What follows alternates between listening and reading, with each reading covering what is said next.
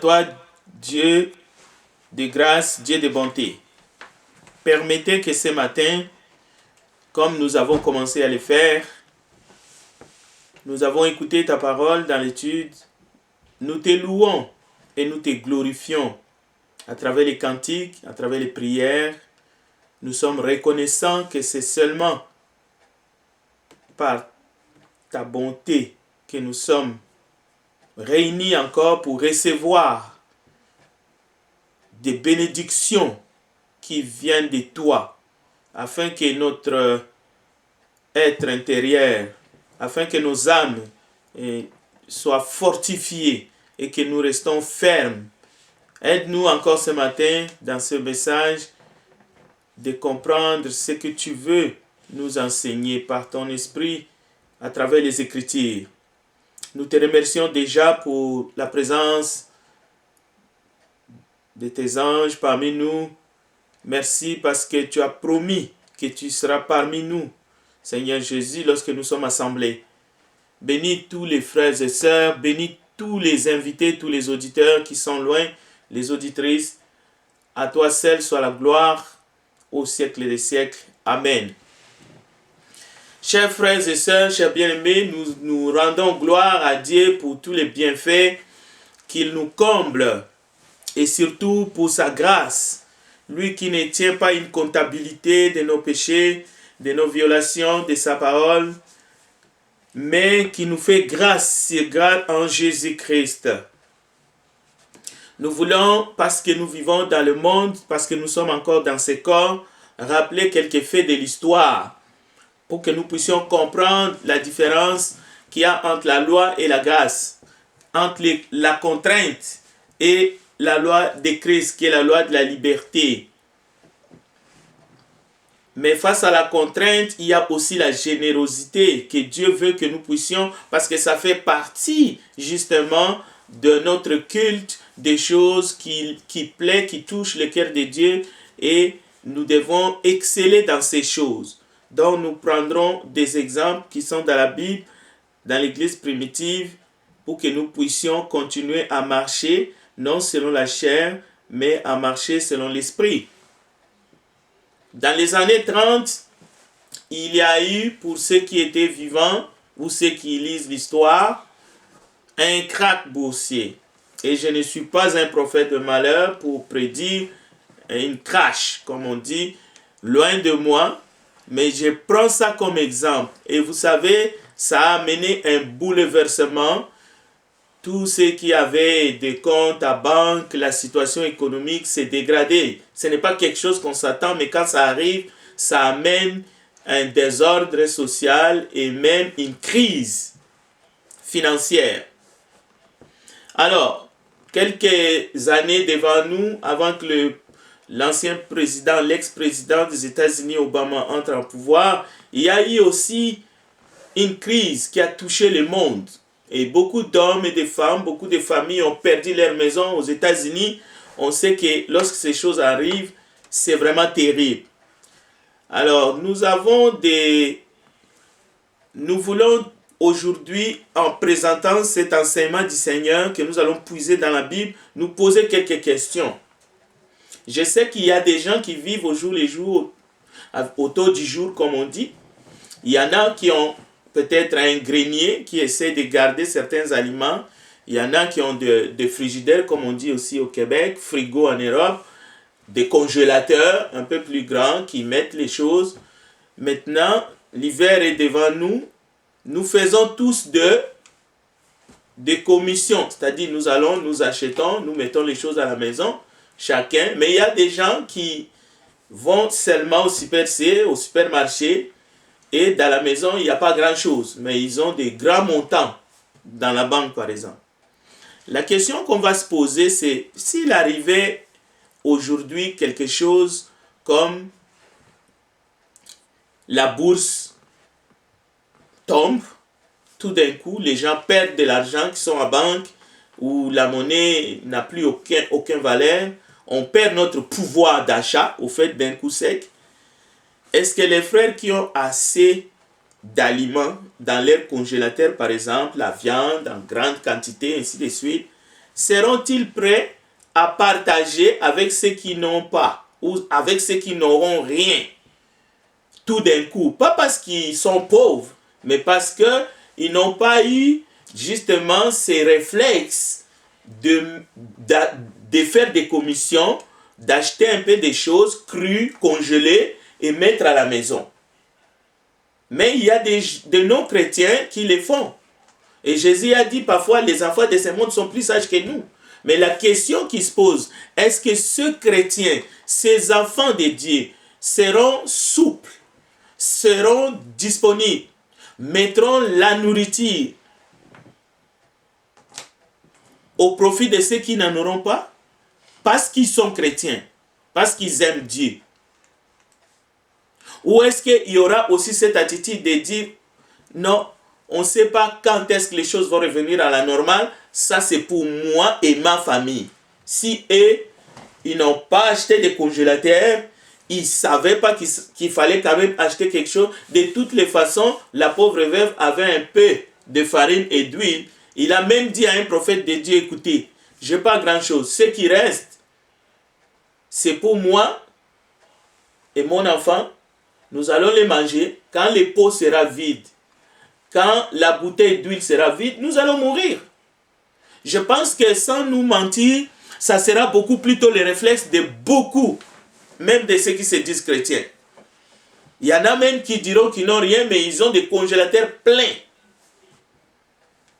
Alors, l'enseignement aujourd'hui, ce n'est pas est-ce que nous allons parler de nos congélateurs, de nos frigidaires, de ce que nous avons dans la maison, est-ce qu'il va y avoir un crash à cause du Covid? Loin de là. C'est de voir qu'est-ce que les Écritures nous enseignent en temps de crise, qu'est-ce que l'Écriture nous enseigne aussi sur la loi, sur la grâce, et aussi qu'est-ce que l'Écriture nous enseigne sur la vie.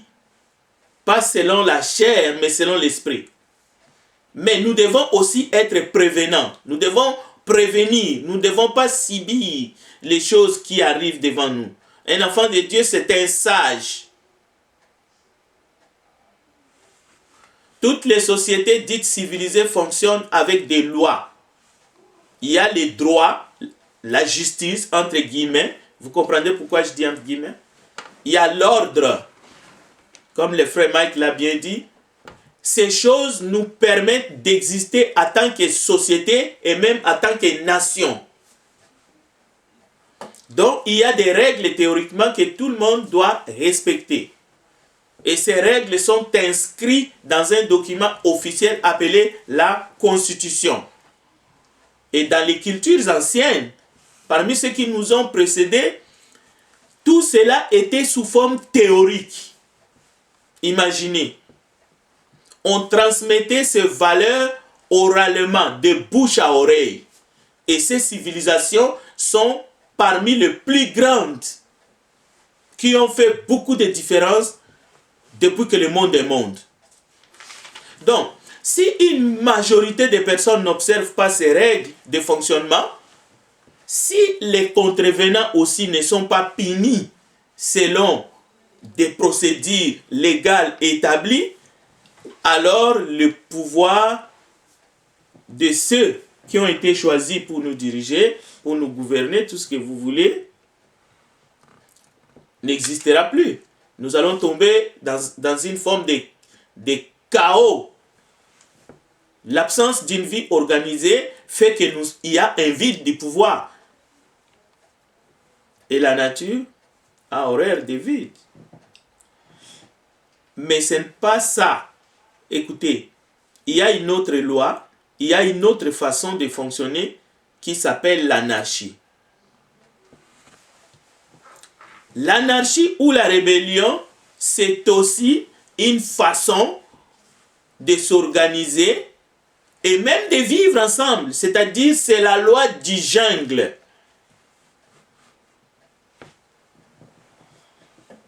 Où rien n'est coordonné, rien n'est organisé, chacun fait ce qu'il veut.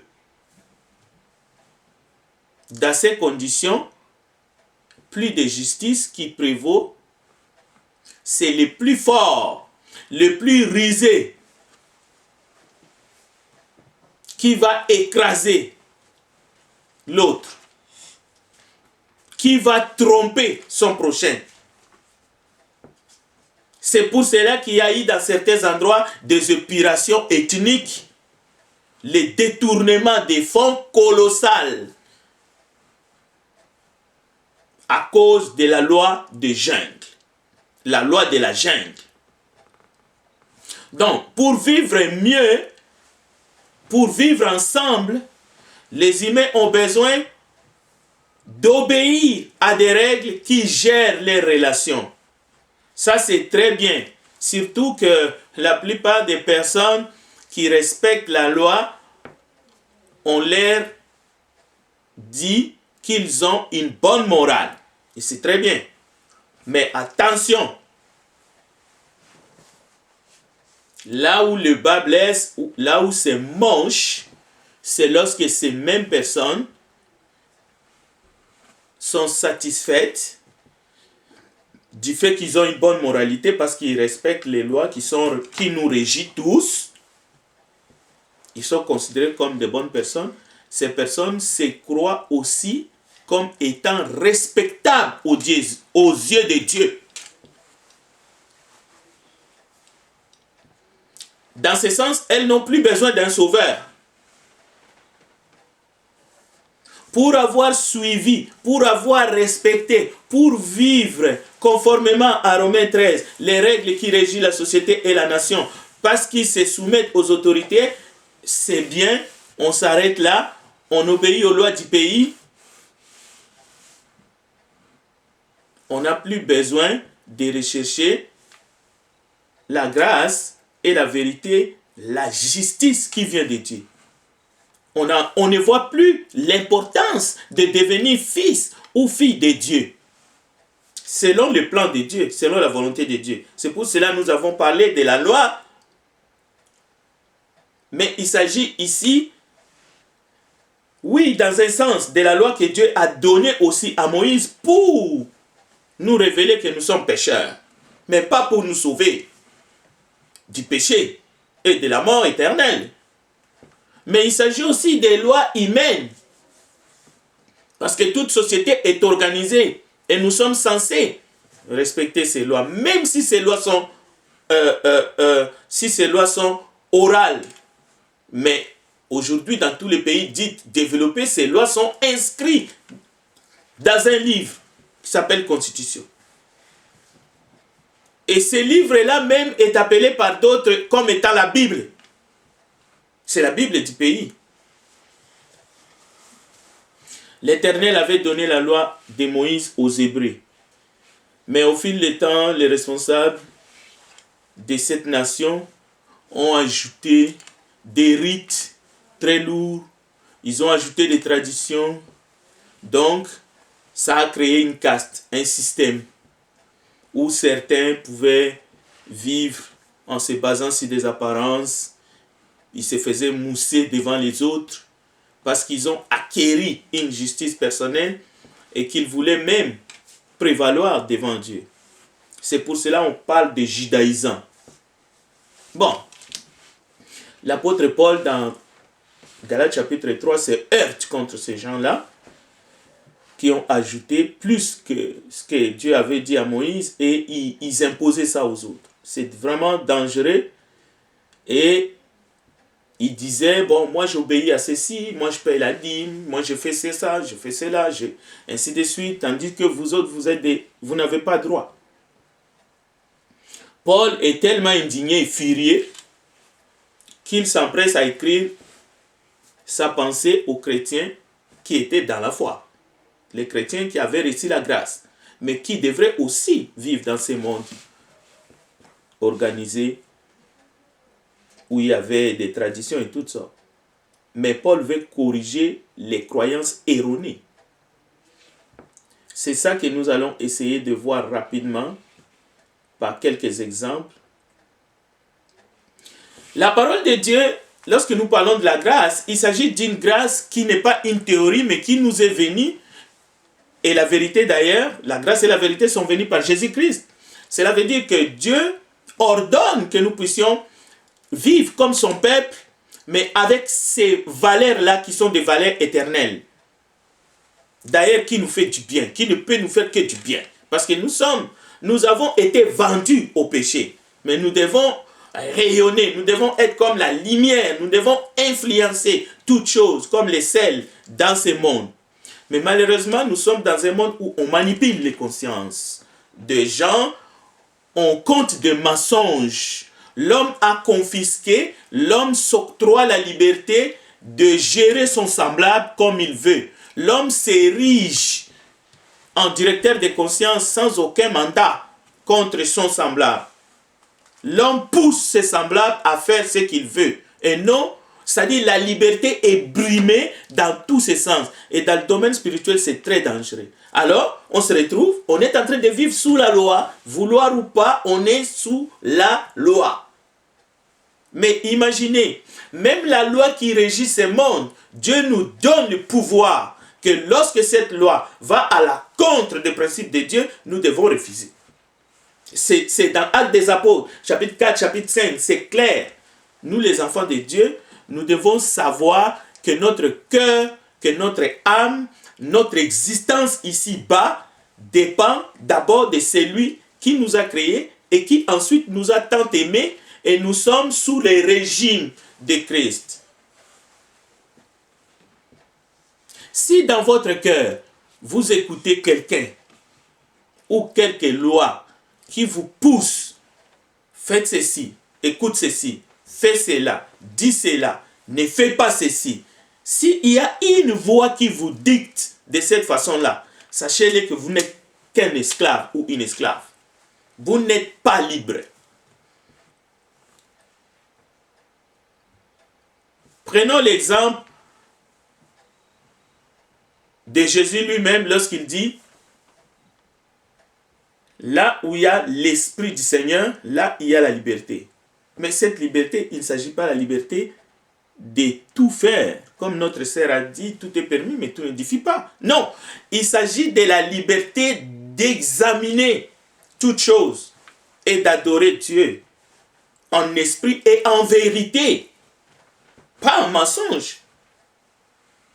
Parce que lorsque nous laissons notre cœur à disposition de qui que ce soit et de quoi que ce soit, on arrive à ce qui est arrivé à Ananias et Saphira.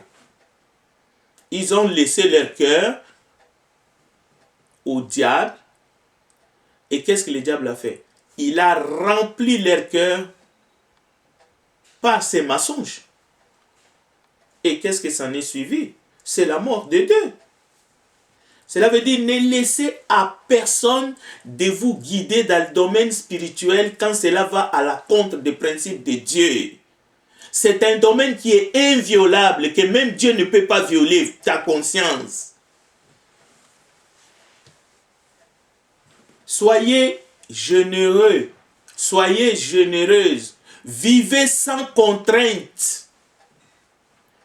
Vivez volontairement et avec joie. Cherchez à plaire à Dieu et pas à un homme ou aux hommes. Combien de fois nous avons ces exhortations dans la Bible? Mais regardez ce que les Galates ont fait. Ils ont commencé avec l'esprit. Au lieu de continuer de marcher selon l'esprit, en donnant gloire à Dieu en toutes choses, dans cette vie ici-bas, en vivant parmi les hommes. Voilà quelques lois de gauche à droite et ils sont retournés dans la loi, alors que cette loi était caduque. Toute forme de contrainte tue la générosité. Même la pratique infime d'une loi humaine qui vient d'un tyran te ramène dans la loi. Tue la grâce. La même chose. La loi et la grâce ne se complètent, au fait, ne marchent pas de pair. C'est un jeu dangereux. Ce principe est aussi vrai pour le salut. Si ce n'est pas les œuvres de la loi, donc ce n'est plus par la grâce. Et si ce n'est pas la grâce, ce n'est plus par les œuvres de la loi. Cela veut dire quoi? nous devons être volontairement des adorateurs qui adorent Dieu en esprit et en vérité, qui acceptent la grâce de Dieu, qui acceptent le salut par la grâce de Dieu, par le moyen de la foi. C'est ça que ça veut dire que Christ nous a rachetés de la malédiction de la loi. Nous sommes des êtres libres. Et Paul prend cet exemple-là dans le domaine le plus sensible qui est des données. Dans l'ancienne alliance, on donnait parce qu'il y avait une loi qui était inscrite de manière indélébile et il y avait des malédictions pour ceux qui ne donnaient pas les dîmes. Alors, chers frères et sœurs, dans la grâce, tout change. L'homme est émancipé et nous pouvons les lire dans 2 Corinthiens chapitre 8, verset 9. Mais il y en a aujourd'hui, au moment où on écoute la parole de Dieu, des gens qui se ramènent eux-mêmes et qui s'attachent à la loi, même dans le domaine de la générosité. En effet, ceux qui comptent sur leur obéissance à la loi tombent sous les coups de la malédiction. Galates chapitre 3, verset 10. Car il est écrit, maudit soit l'homme qui n'obéit pas continuellement à tout ce qui est écrit dans les livres de la loi. Galates chapitre 3, verset 10.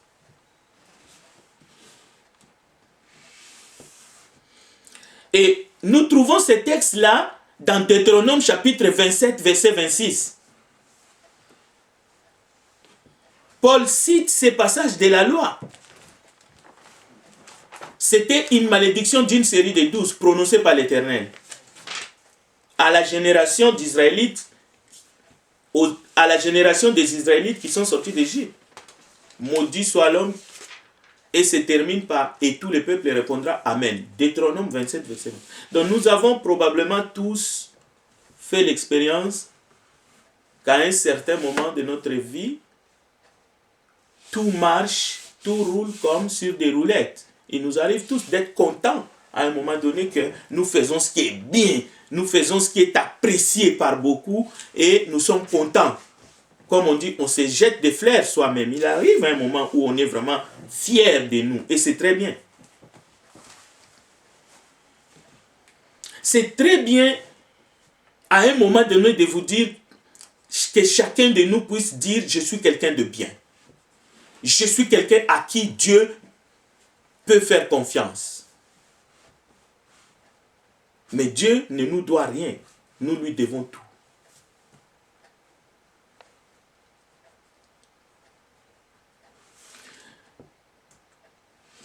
La loi n'a rien de commun avec la grâce et la foi. C'est une suite, c'est une transition. Nous sommes passés de la loi à la grâce. C'est ces limites-là. Mais on ne peut pas les combiner tout le temps. On ne peut pas les combiner.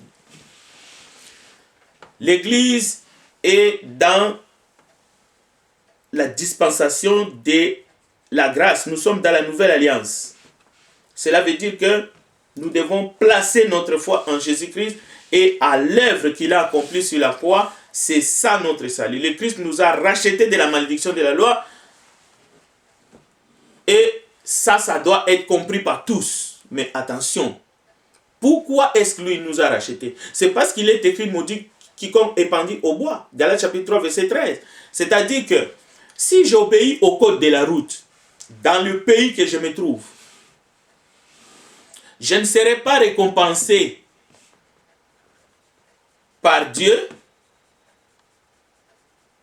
ni je ne serai pas récompensé par le gouvernement du Canada, dans un sens. Pourquoi il me récompenserait? Peut-être j'aurai tous mes points, les 15 points dans mon permis de conduire. Mais ce n'est pas une récompense parce que conduire, c'est déjà un privilège. Mais par contre, si je pousse quelqu'un à désobéir ou à brûler un feu rouge, à brûler un radar, ou si moi-même je brûle un radar par excès de zèle, je roule à 200 là où je devrais rouler à 70, je dois payer une amende. Et si j'insiste, je dois aller en prison. On doit me retirer même le permis de conduire. Si je bois l'alcool et je prends les volants et que je suis attrapé, mais il faut que j'aille en prison. Donc, nous avons transgressé et nous sommes donc tous condamnés parce que nous avons transgressé la loi de Dieu. Mais la seule chose, que tout espoir n'est pas perdu. Si nous sommes exonérés du châtiment, c'est parce que Jésus a subi ce châtiment à notre place, à ma place. La malédiction de la loi est passée de nous qui sommes coupables à Christ, qui est sans péché. Christ a subi la malédiction de la loi. Si un homme est condamné à mort et qu'un autre, un innocent, s'offre à mourir à sa place, donc, lui, il est arraché au châtiment. Il ne va plus subir cette condamnation à mort. Il ne va pas mourir. C'est ce que Christ a fait pour nous. La Bible dit car il n'était pas lui sous la malédiction de la loi, mais il l'a pris sur lui afin d'en délivrer ceux qui s'y trouvaient. C'est notre condition. Alors pourquoi ces paroles? Nous allons comprendre dans Luc chapitre 1, verset 35 d'abord. Ce n'est pas à sa naissance que Jésus-Christ s'est chargé de nos péchés. Premier point.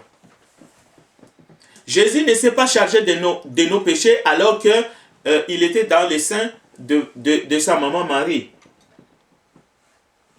Ni même pendant la jeunesse, alors qu'il avait 12 ans. Non, la Bible dit, il grandissait et progressait en sagesse et il se rendait toujours agréable à Dieu et aux hommes. Et à sa naissance, il est appelé le Saint-Enfant. Luc chapitre 1, verset 35, je vous ai donné le passage.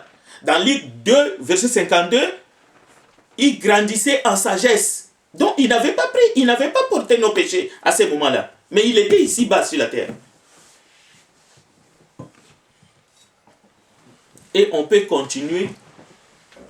Mais quand nous arrivons dans Matthieu et un peu plus loin, par exemple dans Matthieu 3, verset 16 à 17, oui, nous avons un témoignage. Lors de son baptême, le Père parle du haut des cieux en disant, celui-ci est mon fils bien-aimé, c'est lui qui fait toute ma joie. Donc jusque-là, Jésus n'a pas pris nos péchés, il n'a pas porté nos péchés sur lui. Il n'est pas maudit. Mais sur la croix, où Dieu, où le Père va placer, va accepter, va livrer toutes les fautes, tous les péchés de tous les hommes, de tous les temps,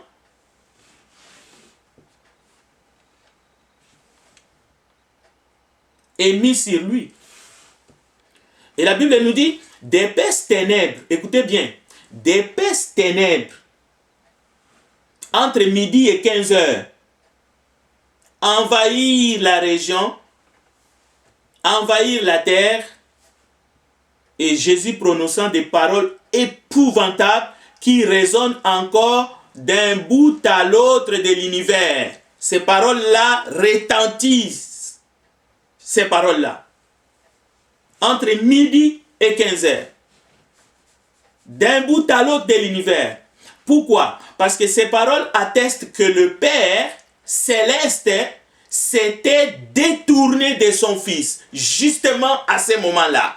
Pourquoi c'est à ce moment-là que Jésus porte le péché de l'humanité, de la race humaine? La Bible dit, le Père céleste s'était détourné de son Fils. À partir de midi jusqu'à 3 heures de l'après-midi, le pays entier fut plongé dans l'obscurité.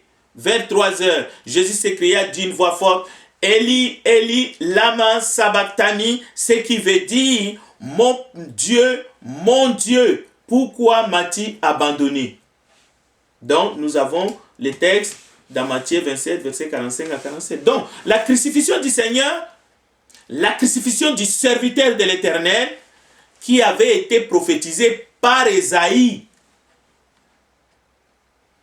Nous l'avons dédaigné. Nous n'avons fait de lui aucun cas. Cependant, ce sont nos souffrances qu'il a portées. C'est de nos douleurs qu'il s'est chargé et nous l'avons considéré comme puni, frappé de Dieu et humilié.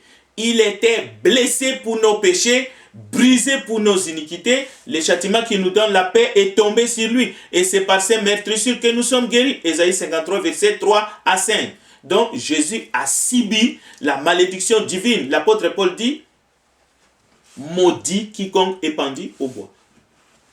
Et Paul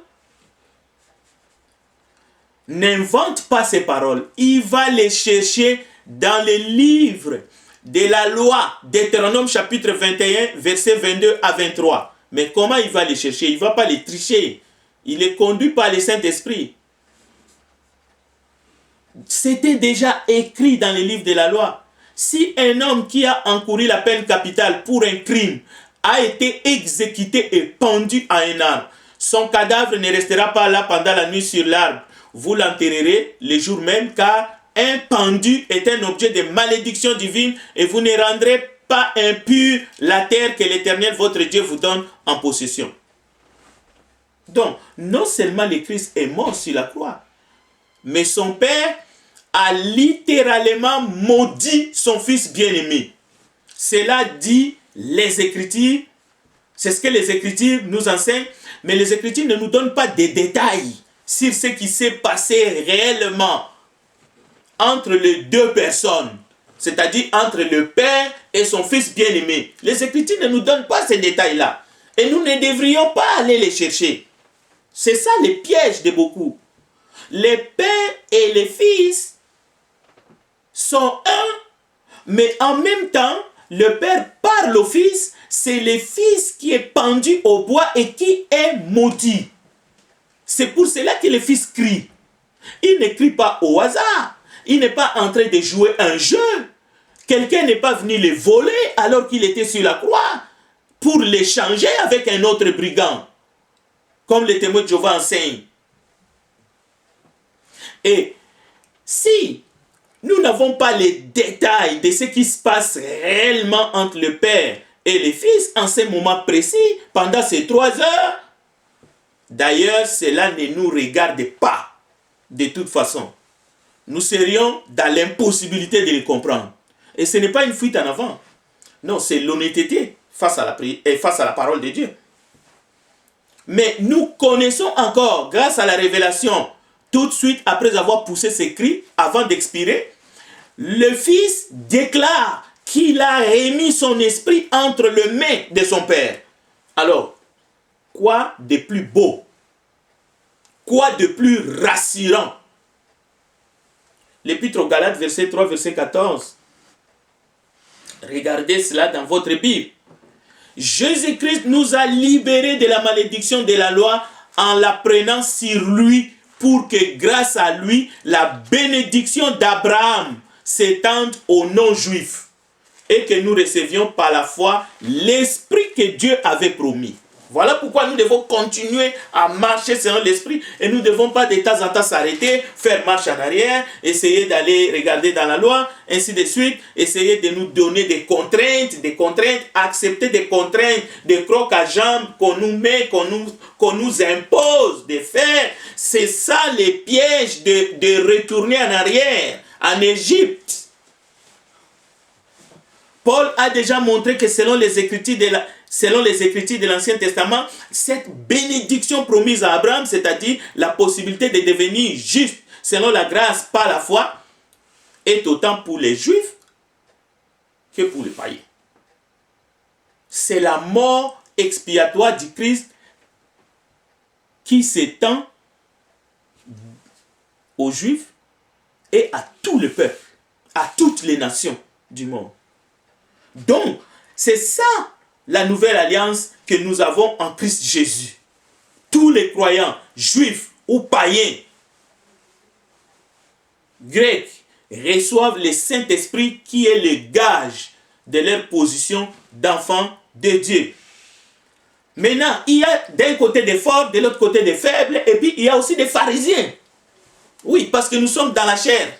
Il y a toujours qui vont se considérer. Il y a des sadducéens, et il y a des nicolaïtes, et il y a des gens, mais tout dépend de qu'est-ce qu'ils ont comme, qu'est-ce qu'ils suivent. Est-ce qu'ils suivent la parole? Est-ce qu'ils marchent comme les chrétiens primitifs ont marché? C'est là qu'il y a la question. Paul dira face aux gens qui troublaient les Galates en rajoutant des commandements. D'abord, là, il est très virulent. Et il déclare même maudit ceux-là qui ajoutent ou qui troublent les Galates qui étaient déjà dans la grâce et dans la foi. Mais face à ces frères juifs qui étaient faibles dans leur conscience, Paul a fait circoncire Timothée à cause de la faiblesse de ses frères juifs. Mais à condition qu'ils ne viennent pas ajouter des commandements et surtout, à condition qu'ils ne les imposent pas à tout le monde.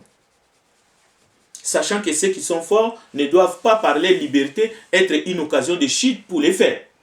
Donc, la différence entre les faibles et les pharisiens, ou entre les faibles et les forts, selon l'enseignement de Paul, c'est que les forts et les faibles étaient circoncis sous la loi.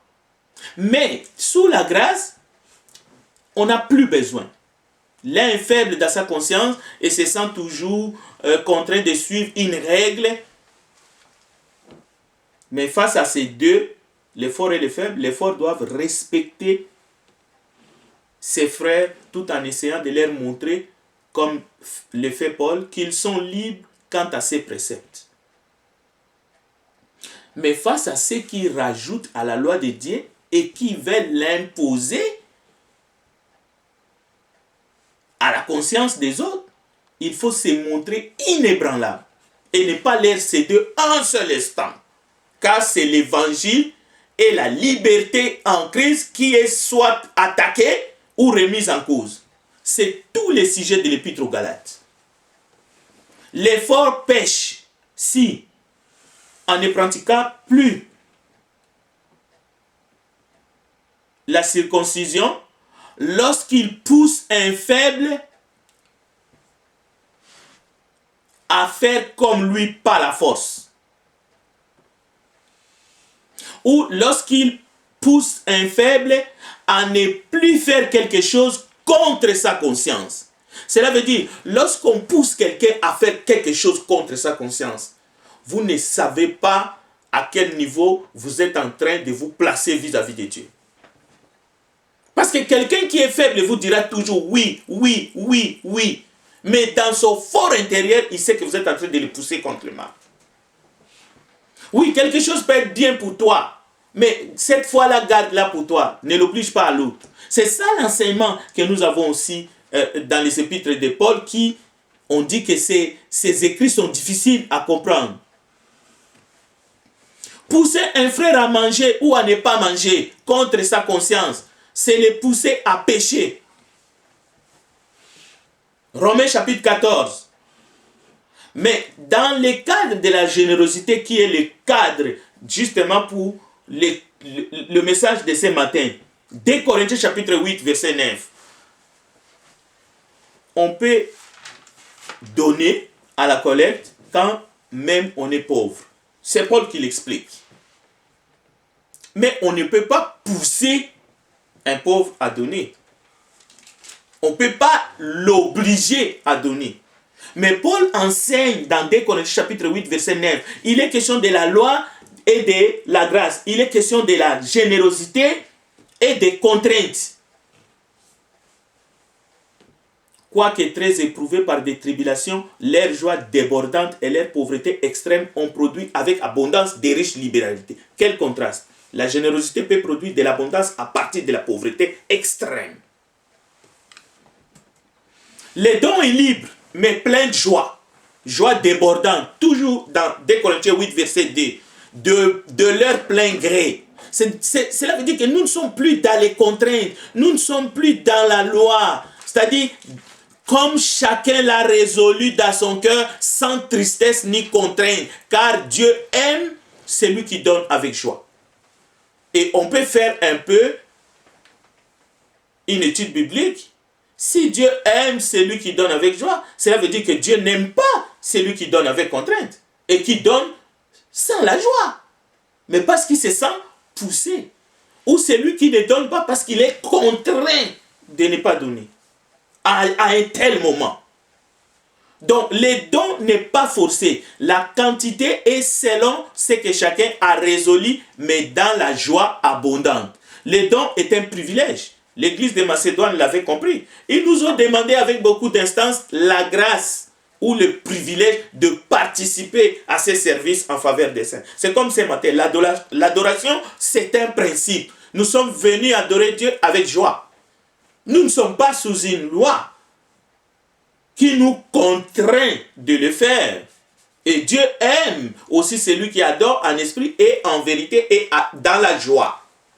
Aucune prédication, même il y a des textes bibliques, mais qui ne va pas vous contraindre d'être là ce matin. Donc, les dons de Dieu, comme les dons, les sacrifices que nous apportons ce matin, qui est la louange, pour ne pas penser que je suis en train d'insister sur un seul point, qui est les prières et tous les sacrifices vivants, mais y compris la collecte. C'est une expression de notre appartenance au Seigneur. C'est plus que nous n'avions espéré. Ils se sont d'abord donnés eux-mêmes au Seigneur et à nous par la volonté de Dieu. C'est le verset 5 de 2 Corinthiens chapitre 8. Il faut se donner d'abord au Seigneur pour donner ensuite à la collecte. Pour donner gloire à Dieu, pour adorer Dieu, pour chanter pour sa gloire. Ceci doit être clair et net. Donc, dans ce sens-là, que ce soit la grâce que nous recevons pour être sauvés de nos péchés, que ce soit les dons, les cultes que nous offrons à Dieu, c'est un ordre. Simplement, dans le sens que Dieu veut que ceux qui sont nés de nouveau se réunissent les premiers jours de la semaine et participent à la table de son Fils, mais ce n'est pas un ordre dans le sens d'une contrainte. Mais c'est une preuve d'amour, c'est une preuve d'intimité. Écoutez ce que Paul dit dans 2 Corinthiens chapitre 8, verset 8. Je ne dis pas cela pour donner un ordre. Il s'agit bien du premier jour de la semaine, les jours où nous adorons Dieu et la collecte que nous préparons pour donner gloire à Dieu. Il dit, je ne dis pas cela pour donner un ordre, mais pour éprouver par l'empressement des autres la sincérité de votre amour. La générosité devant Dieu, c'est un exemple. L'exemple des Macédoniens est comme un exemple excitant dans une sainte et saine communion d'amour. Les Corinthiens devraient entrer dans cette œuvre de grâce. Ils devraient suivre l'exemple des Macédoniens. Maintenant, quelqu'un qui se dit chrétien par exemple, qui n'est pas un exemple au fait, dans tous les sens du terme, c'est-à-dire tout ce que les chrétiens font les premiers jours de la semaine, lui il ne fait pas. Mais vous êtes un exemple en quoi? Vous ne participez pas à la collecte, vous ne participez pas au repas du Seigneur, vos œuvres, ce n'est que de blasphème contre les gens qui ne connaissent pas Dieu, qui vont blasphémer contre le nom du Seigneur Jésus. Mais non, le service, le culte, les actions que nous faisons, c'est un exemple pour d'autres assemblées, pour d'autres chrétiens, mais en plus encore pour les gens du monde. Donc c'est aussi une reconnaissance. La collecte est un acte, mais pas une promesse. Nous attendons souvent, je vais donner. Paul ne nous apprend pas que les dons, et même les dons de la grâce que Dieu nous offre. Qui es-tu toi pour promettre à Dieu, je vais me donner à toi, mais je m'examine encore. On ne promet rien à Dieu. Pourquoi est-ce qu'il faut promettre? Ce n'est pas une promesse, c'est un acte de foi, c'est un engagement, la réponse même à l'appel de l'évangile, à la grâce de Dieu. La Bible dit que les Corinthiens s'étaient engagés à donner. Donnez-vous vous-même à Dieu. Mais à donner aussi, Paul leur rappelle que les paroles ne servent à rien si elles restent seulement les paroles. Il est temps d'agir. Il ne faut pas promettre. Je vais donner demain. Non. Il faut donner sa contrainte. Mais promettre introduit la contrainte. Introduit comme, il faut que je dise que je vais faire quelque chose. Comme ça, ils vont me laisser tranquille. Ne promettez rien. Restez au moins silencieux. Parce qu'on n'a pas besoin de savoir. Ça donne à rien. La promesse, les promesses, c'est comme quelqu'un qui a une dette alors. Il promet, mais il ne rembourse jamais. Le don est un principe d'équité. Dans notre exemple, ici, nous pouvons voir au verset 13 et 15, les Corinthiens aident les chrétiens de Jérusalem et les Corinthiens seront aidés à leur tour en cas de souci, de la sorte qu'il y a équité entre chrétiens. Même entre les églises, il faut qu'il y ait équité. Il ne peut pas avoir d'un côté seulement ceux qui reçoivent et puis les donataires de l'autre côté. On a créé une forme d'injustice dans ce monde. Les églises aux États-Unis sont des donataires, de l'autre côté sont des gens qui ne reçoivent que des soutiens. Mais écoutez, on se demande si ce sont des églises véritables. Ce n'est pas des églises. Parce que même les pauvres ont donné. Ils ont donné même avec abondance. Donc, ce système, ce n'est pas biblique. Il est certes bon, pour terminer, de donner avec joie, de se donner avec joie, d'être chrétien, qui a reçu la grâce de Dieu, mais qui est un communicateur de cette grâce. Mes frères, nous devons savoir que lorsque nous sommes disponibles de recevoir la grâce de Dieu et sa justice, c'est un don. Ces dons-là fait abonder la justice. Ces dons-là produisent la reconnaissance. Ces dons-là poussent les chrétiens à glorifier Dieu. Ces dons-là renforcent la communion entre croyants. Ces dons-là poussent à la prière. Tout cela, nous les trouvons dans 2 Corinthiens chapitre 8, versets 20 à 21. Et nous devons les faire avec sagesse. Cela veut dire quoi? Soit nous marchons et que nous sommes encore sous la loi, et c'est un danger permanent pour notre âme, soit nous bénéficions de la grâce et nous marchons selon la grâce et dans la vérité. À ce moment-là, nous sommes des chrétiens libres, mais dans le bon sens. Mais nous travaillons ensemble, nous communions ensemble, et nous sommes là pour glorifier. Et la Bible dit, ne craignons pas en se donnant, en étant là, dans le corps du Christ, comme quelqu'un qui a reçu la grâce et qui est prêt à communiquer cette grâce, n'ayons pas peur à perdre quoi que ce soit. Non, nous gagnerons la joie, la justice, la reconnaissance, la communion, et nous allons nous fortifier dans les prières, nous glorifierons Dieu, lui qui a promis de pourvoir à tous nos besoins. C'est ça la foi. Mais lorsque nous avons peur, lorsque nous sommes réticents, avec l'exemple qu'on a donné au début, lorsque nous avons des idées dans la tête, des jugements, lorsque la pauvre veuve a dit, il ne me reste que peu pour préparer, pour moi et mon enfant, nous allons manger, après nous n'aurons plus rien. Vous avez entendu la réponse du serviteur de Dieu, du prophète qui était là, Élie? Non, fais d'abord pour moi. Ensuite, on verra. Tu verras. Mais écoutez, la suite de l'histoire, la suite de la parole nous dit clairement, la farine n'a pas manqué dans les pots. Et l'huile n'a pas manqué non plus. Alors, le Dieu que nous adorons, chers frères et sœurs, chers amis, c'est un Dieu qui vous demande, et je vais m'arrêter là, avec les paroles de Jésus. Dans la vie, il nous arrivera toujours d'avoir des échanges, peut-être plus durs, peut-être même des disputes, des ennuis. Ça va arriver, même dans la famille. Nous pouvons toujours passer par des ennuis de santé, ainsi de suite. Mais n'oublions pas ces paroles de Jésus dans Jean chapitre 16, verset 33. Jésus a dit, je vous ai dit ces choses pour que vous trouviez la paix en moi. C'est en Jésus que nous trouvons la paix. Ce n'est pas en nous, ni dans nos biens, ni dans ce que nous faisons même. Et Jésus continue, il dit, dans le monde, vous aurez à souffrir bien des afflictions, mais courage, moi j'ai vaincu le monde. Je vous laisse avec cette parole de Christ et que Dieu bénisse sa parole. Je retourne donc la parole à notre bien-aimé frère Nélan qui nous dirige dans ce culte. Que Dieu vous bénisse.